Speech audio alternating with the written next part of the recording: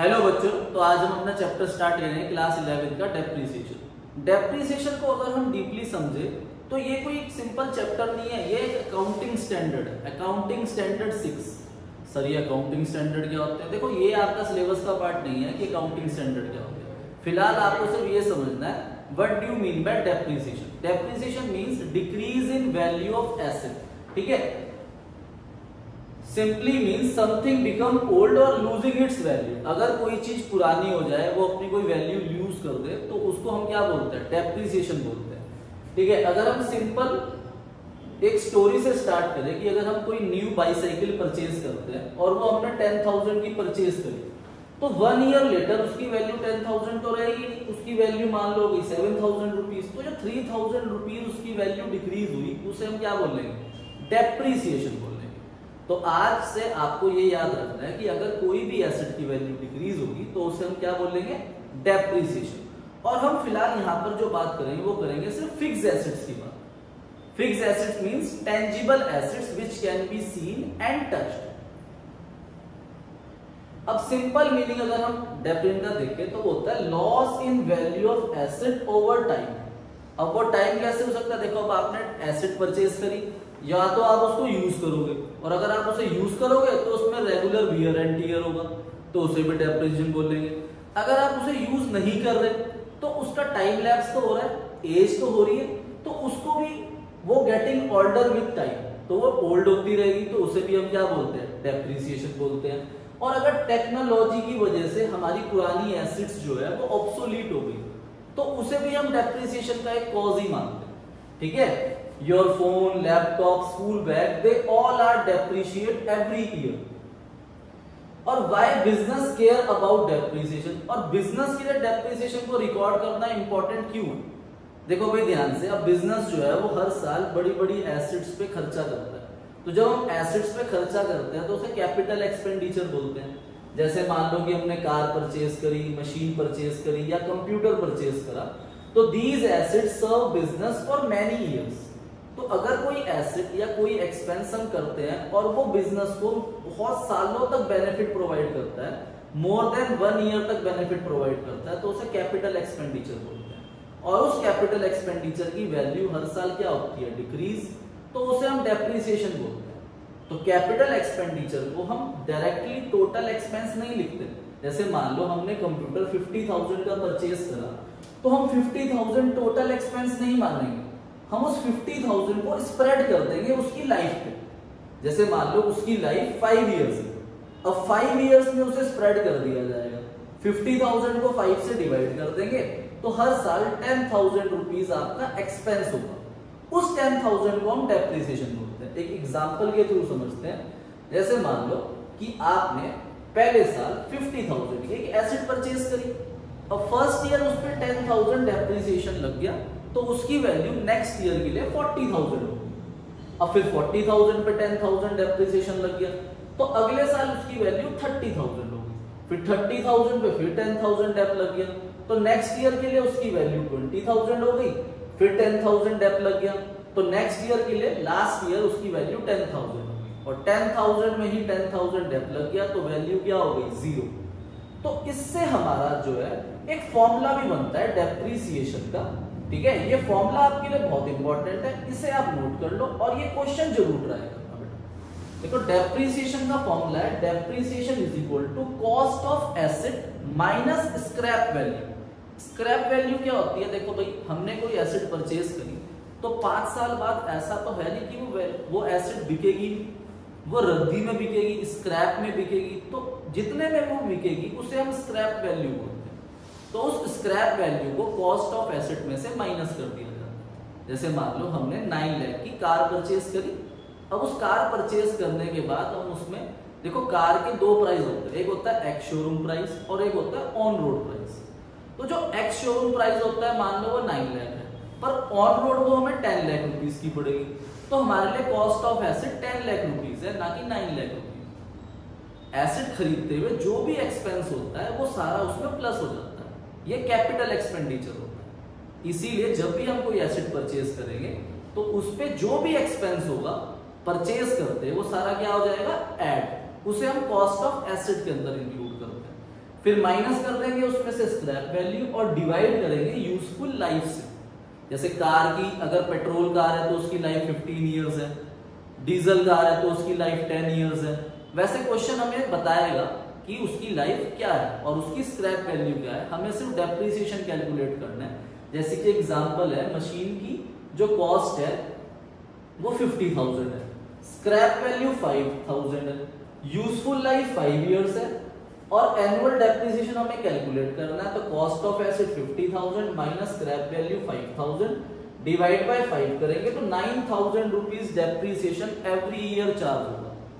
ठीक है, और मेथड जो है डेप्रिसिएशन के उनकी बात करते हैं।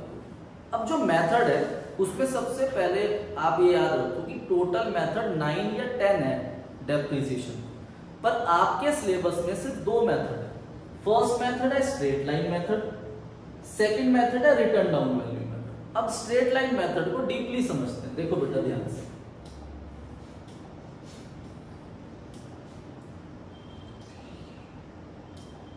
स्ट्रेट लाइन मेथड में क्या होता है, हमने एसेट परचेज करी 50,000 की 1 अप्रैल 2025।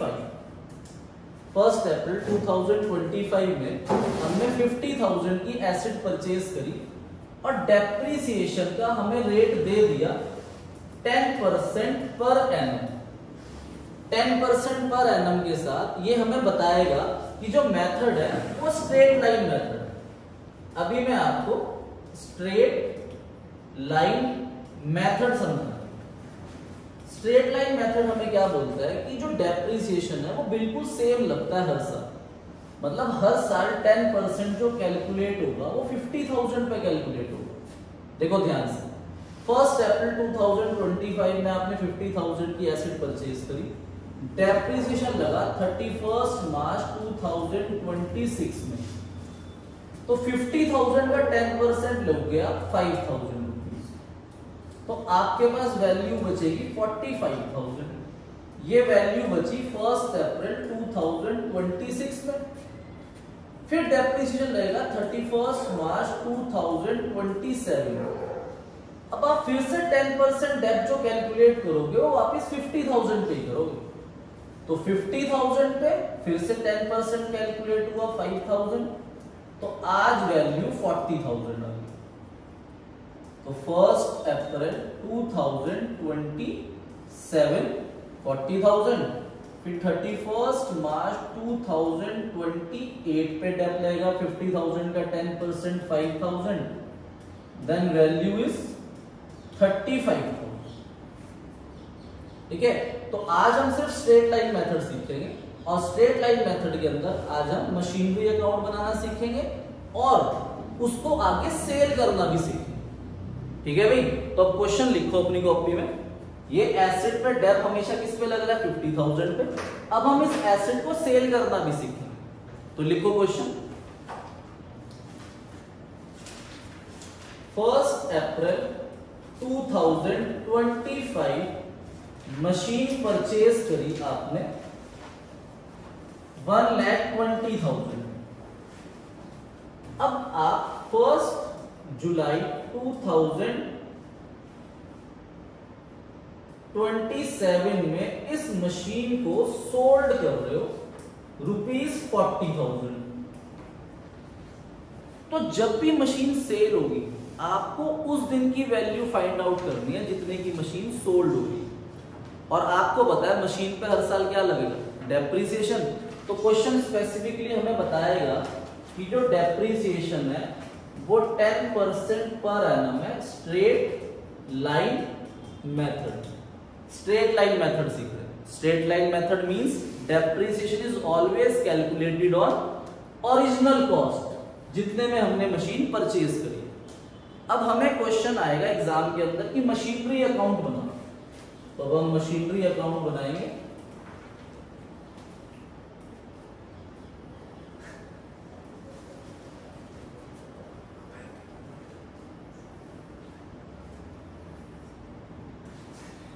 फॉर्मेट इज डेट,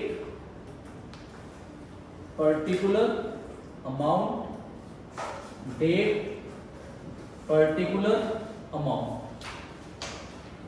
अब हमने मशीन परचेज करी 1,20,000 की। जब भी हम मशीन परचेज करते हैं तो आप ध्यान रखना उसकी जर्नल एंट्री आपने जर्नल में सीखी है, machinery account debit to bank account. तो 1,20,000 रुपीज हमारे पास से पैसा चला गया। तो देखो हम कौन सा अकाउंट बना रहे हैं, मशीनरी अकाउंट। तो मशीनरी अकाउंट क्या हो रहा है, डेबिट हो रहा है, किससे, बैंक से। तो हम मशीनरी अकाउंट के डेबिट साइड में डेट लिखेंगे 1 अप्रैल 25 टू बैंक अकाउंट 1,20,000 और depreciation is calculated at the end of the year. तो 1 अप्रैल 25 में अगर हमारा ईयर स्टार्ट हुआ तो हमारा ईयर एंड होगा 31 March 26 by depreciation account. Depreciation की जर्नल एंट्री क्या होती है, डेप्रिसिएशन की जर्नल एंट्री होती है depreciation account debit to machinery account. मतलब डेप्रिसिएशन हमारी एसेट की वैल्यू क्या कर सकता है, डिक्रीज। तो इसीलिए मशीनरी अकाउंट क्रेडिट हो गया आपका डेप्रिसिएशन से। जर्नल के थ्रू समझो तो लॉजिक पता चलेगा, वरना आप डायरेक्टली याद भी कर सकते हो। अगर मशीन खरीदेंगे तो 2 में लिखेंगे, मशीनरी की वैल्यू डिक्रीज होगी तो क्रेडिट में लिखा जाएगा।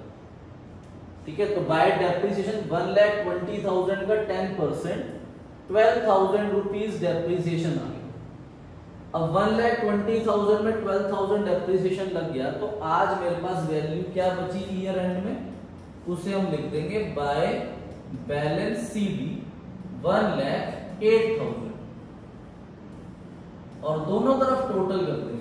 टोटल बिल्कुल सामने करना है, प्रेजेंटेशन हमारी बहुत अच्छी होनी चाहिए।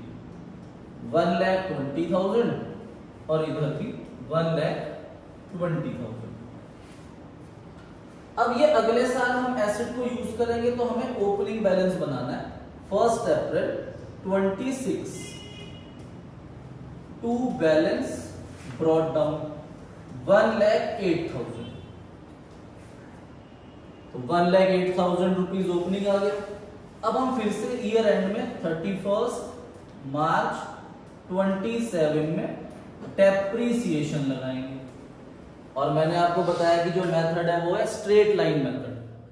और स्ट्रेट लाइन मेथड हमें बोलता है कि depreciation is always calculated on original cost और ओरिजिनल कॉस्ट इज 1,20,000 का 10%। तो फिर से 12,000 रुपीज डेप्रिसिएशन लगेगा। अब 1,08,000 में 12,000 डेप्रिसिएशन लगा तो by balance carried down 96,000 rupees हमारे पास एसेट की वैल्यू बची। तो 96,000 रुपीज हमारे पास क्लोजिंग बैलेंस बच गया। तो इधर का सम भी हो जाएगा 1,08,000 और इधर का सम भी हो जाएगा 1,08,000। ठीक है, अब इस वाले ईयर को बहुत ध्यान से समझना क्योंकि हम इसके अंदर एसेट को सोल्ड कर रहे हैं। और जब हम एसेट को सोल्ड करेंगे तो हमारे पास पैसा आएगा। ध्यान से देखना बेटा, अब इसके आगे मैं कंटिन्यू यहां पर कर रहा हूं।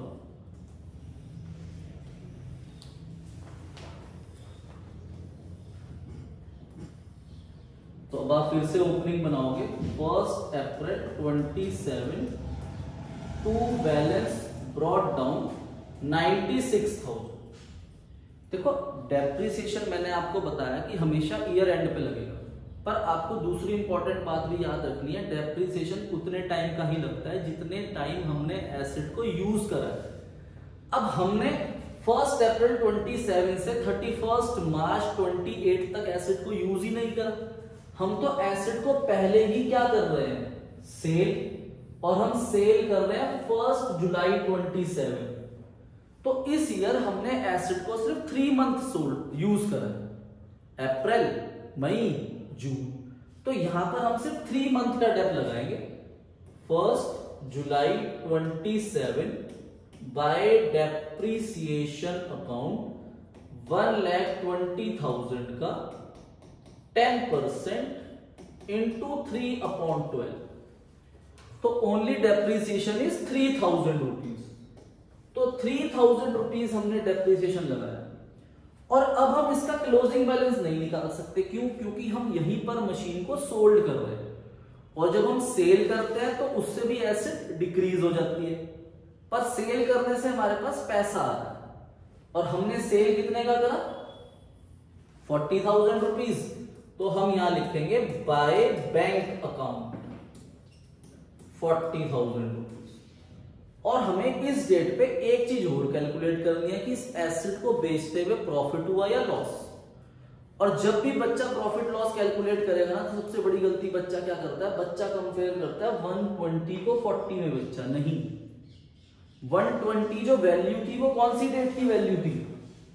अप्रैल 25। पर हम जब सेल कर रहे हैं मशीन, तो हम सेल कब कर रहे हैं? 1 जुलाई को। तो हमें एसेट की वैल्यू भी 1 जुलाई की देखनी है।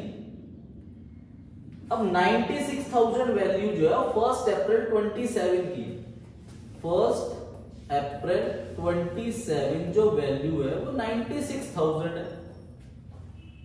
अब 1 जुलाई 27 तक इसमें डेप लगा, तो वो वैल्यू इसमें से माइनस होगी डेप की। 1 जुलाई 27 डेप लगा 3,000 रुपीज, तो आज वैल्यू 93,000 है, और 93,000 को 40,000 में सोल्ड करा, तो आज कितने का लॉस हो गया? 53,000 का लॉस हुआ है। तो ये चीज आपको ध्यान रखनी है कि हमें जो लॉस हुआ है वो कितना हुआ? 53,000। तो उस लॉस को भी आपको इस डेट पे लिखना है, by loss on sale of machine 53,000। फिर दोनों तरफ टोटल हो जाएगा आपका 96,000। तो ये छोटा सा एग्जांपल है आपका एसेट का। ऐसे ही एग्जांपल मैं आप लोगों को दे रहा हूं, तो आप वो एग्जांपल खुद ट्राई करना, ठीक है? नोट करो वो एग्जांपल। मान लो हमने एसेट परचेज करी 1 जुलाई 2021 में, हमने मशीन परचेज करी ₹5 लाख की, और हम इसे सोल्ड कर रहे हैं फॉर 30 सितंबर 2024 में हम इस मशीन को सोल्ड कर रहे हैं ₹1 लाख में, और डेप्रीसिएशन जो लग रहा है वो लग रहा है आपका 10% per annum straight line method. ध्यान से देखना भाई, इस क्वेश्चन के अंदर हमने मशीन जुलाई में परचेज करी हुई है, तो जुलाई से लेके मार्च तक 9 मंथ का डेप आप पहले साल लगाओगे। तो आपको जिस साल आप मशीन खरीद रहे हो उस साल, और जिस साल आप मशीन को सेल कर रहे हो, इन दोनों ईयर में आपको मंथ जरूर ध्यान रखना है कि खरीद कब रहे हैं, कितने महीने उस साल यूज करिए, उतने महीने का ही डेप लगेगा। करो इस क्वेश्चन को try. Okay, thank you, bye bye.